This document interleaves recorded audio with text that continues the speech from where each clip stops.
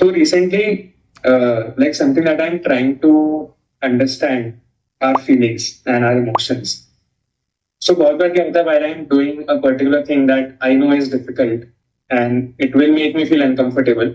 तो बहुत सारे ऐसे इमोशंस सरफेस होने लगते हैं जो which are very uncomfortable. It may be anxiety, it may be the fear of failure, etc.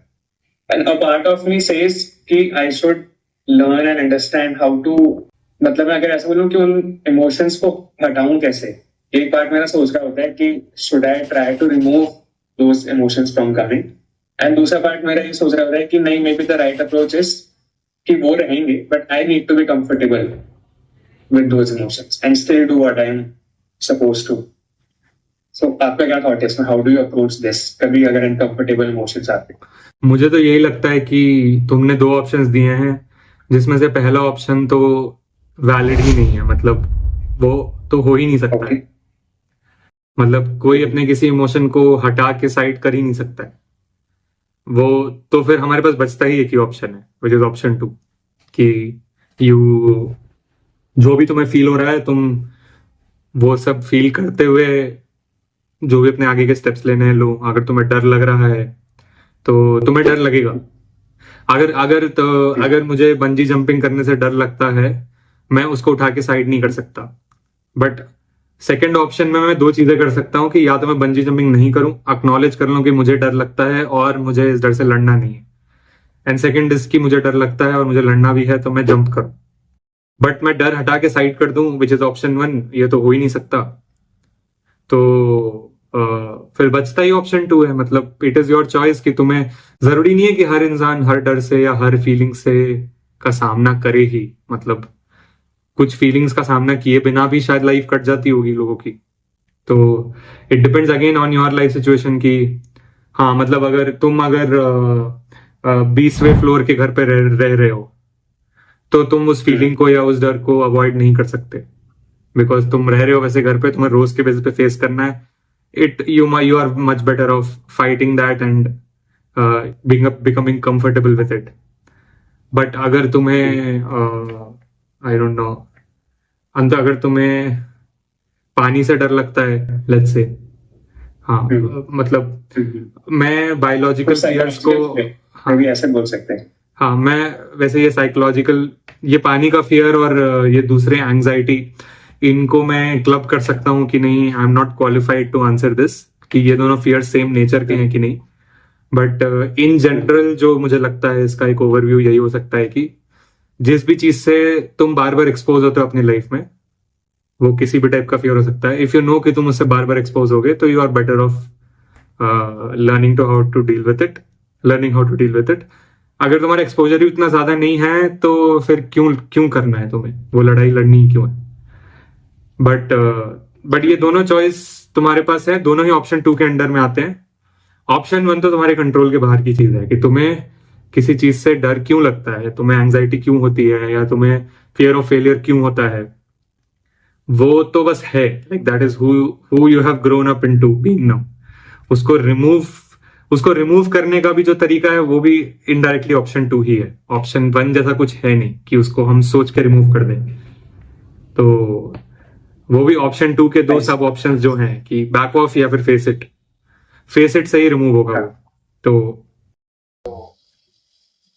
Currently आपका ऐसा कुछ फियर या इनसिक्योरिटी है जिसको आप डील कर रहे हैं?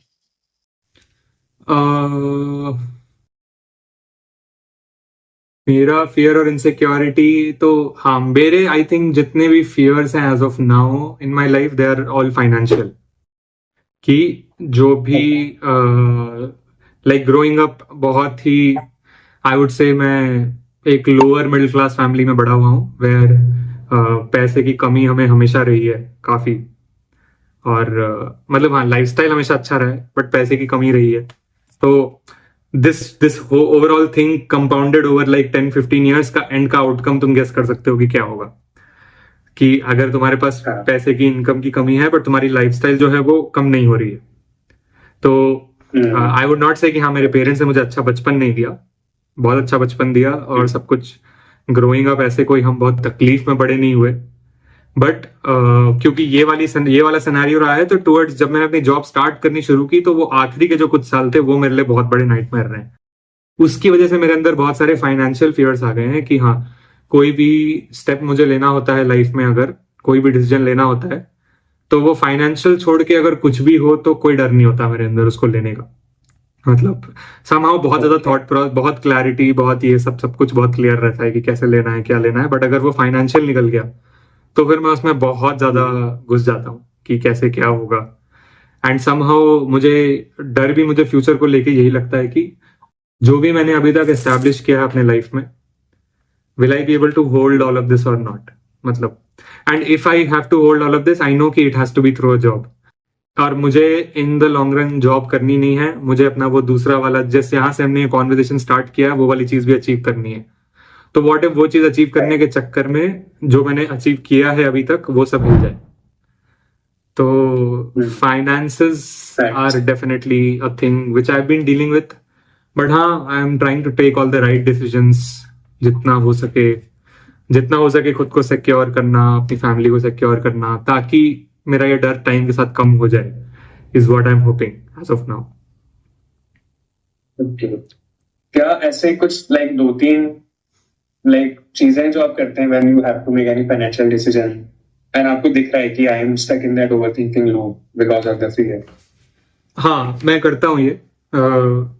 मैं अपने आप को रिमाइंड करता हूँ कि जब मेरे मम्मी पापा ने इतने कम पैसों में या इतनी कम इनकम पर अपनी एक लाइफस्टाइल मेंटेन करके भी अपनी पूरी लाइफ निकाल ली, तो लाइक मेरी स्टार्टिंग सैलरी तो मेरे पापा के ऑल टाइम सैलरी से भी हाई थी, ऑल टाइम हाई सैलरी से भी हाई थी देन। और मैं उस लाइफस्टाइल में बड़ा हो चुका हूँ ऑलरेडी।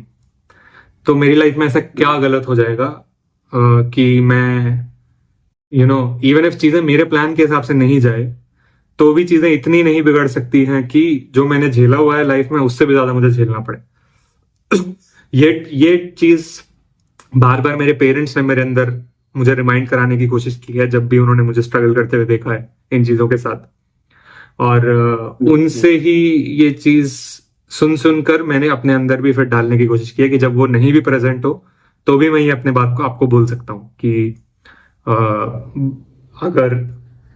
अगर मैंने प्लान किया कि ये अगले 2 महीने में एक्स हो, बट अगर एक्स के जगह वाई भी हो तो भी वाई उतना बुरा नहीं हो सकता है जितना मैं ऑलरेडी झेलकर बड़ा हो चुका हूं। तो that is what I consciously do. इसके अलावा ज्यादा कुछ नहीं, मतलब इससे मेरा काम मोरलेस हो जाता है एक्चुअली। बाकी हाँ, रिसर्च करते रहता हूँ, लोगों से बात करता हूँ कि कभी, मतलब अभी रिसेंटली मैंने विस्तारा का अपग्रेड वाउचर यूज करके एक बिजनेस क्लास फ्लाइट ली थी। तो मेरे बगल में एक बहुत बड़े फैमिली, क्या बोलते हैं उसको, family house fund management firm के एक हेड है। अभी लिंक्डइन पे उनसे कनेक्ट किया हूं मैं रिसेंटली और कभी कभी बात भी कर लेता हूँ, but he is a big shot, मतलब बहुत बहुत बड़े आदमी है। और एक्चुअली में पैसे मैनेज करने का, बड़े बड़े लोगों के पैसों को मैनेज करने का और इन्वेस्ट करने का काम करते हैं। तो आई फेल्ट कि मेरे पास जितने भी सवालों के भंडार है, this is the best time to like get all of it clear कि मैं जो कमा रहा हूँ कितना कमा रहा हूँ, काफी है कि नहीं, जहां डाल रहा हूँ काफी है कि नहीं, जो प्लान करते हैं हम वो होता है कि नहीं, फ्यूचर में कुछ गड़बड़ी हो जाती है तो कैसे डील करते हैं ये वो। तो मैं इस तरह के, जब भी मुझे कोई दिख जाए कि हाँ यहाँ से मैं लोगों के रियल लाइफ एक्सपीरियंसेस से कुछ ड्रॉ कर सकता हूँ कि लोगों ने कैसे अपने अपने लाइफ में डील किया है इन सब से, तो वो इन्फॉर्मेशन गैदर करने की कोशिश करता हूँ। और फिर जो भी मैंने अपने स्ट्रैटेजीज अपनाए हैं to make myself and my family financially secure, उसमें अगर मुझे कुछ फ्लॉ दिखता है तो उसको टाइम टू टाइम अपडेट करने की कोशिश करता हूँ। तो ये सब तो चलो जनरल रिसर्च और ये सब है, और पढ़ा है साइकोलॉजिकली यही कि अपने आप को बार बार रिमाइंड करना कि nothing can go that wrong. मतलब at the end of the day जितना मैं कर चुका हूं वो उससे थोड़ा भी नीचे मैं चला भी जाऊं तो भी मैं इतना तो रहूंगा ही कि मैं लाइफ में खुश रह सकता हूं। Amazing point. I think positive self talk and जो दूसरी चीज आपने बोली, data collection from relevant sources, मतलब it has worked tremendously for me as well. I remember up until even 3-4 years back, I used to feel like very highly socially anxious in group settings. मतलब ऐसा होता था कि अगर मैं zoom call पे हूँ और 4 लोग हैं तो मैं अपना कैमरा ऑफ ही रखूंगा, मैं ऑन नहीं कर पाऊँ.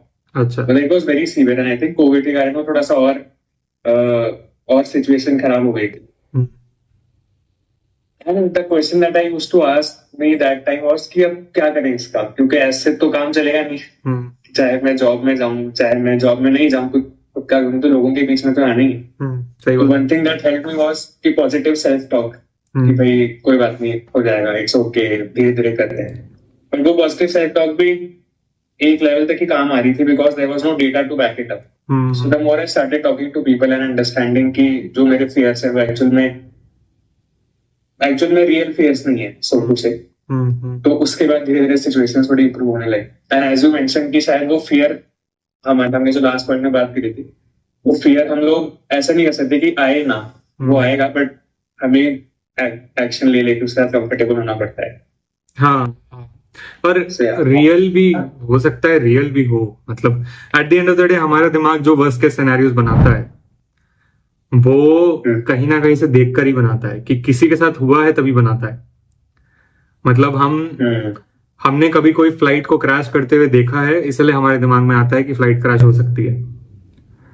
तो हुआ है लोगों के साथ, बट द पॉइंट इज अपने आप को ये रिमाइंड करना कि जरूरी नहीं कि तुम्हारे साथ भी हो जाएगा वो.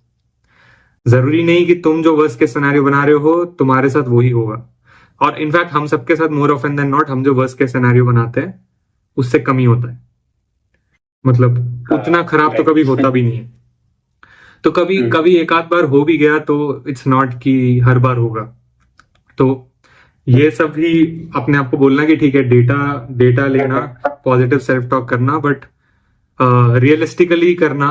बिकॉज तुम अपने आप को बेवकूफ बना के करोगे तो भी तुम्हारा दिमाग ट्रस्ट नहीं करेगा खुद पे. You have to tell your mind, in my opinion you have to tell your mind कि हाँ ये होता है, हुआ है लोगों के साथ, जरूरी नहीं है कि मेरे साथ भी होगा.